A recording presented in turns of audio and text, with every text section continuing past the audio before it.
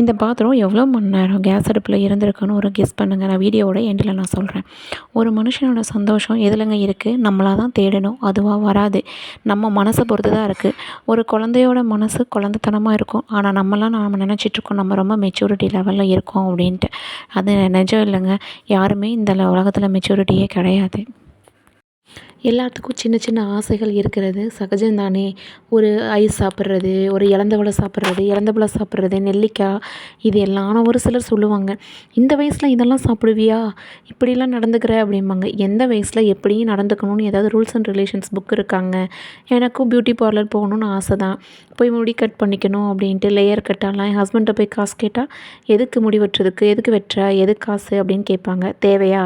நம்மளாம் ஒரு கத்திரிக்கோல் எடுத்தோமா, முடிய அளந்தமா, துளியோண்டு வெட்டினமா, அவ்வளோதான். ஒரு சின்ன சந்தோஷம். இப்படி தாங்க நம்ம சந்தோஷத்தை நம்மளே க்ரியேட் பண்ணிக்க வேண்டியதான்.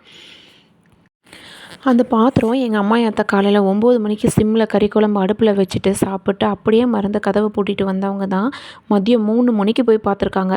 அது வரைக்கும் இந்த நிலமையில இருக்குது. இதே என்னாகும்னு தெரிலங்க.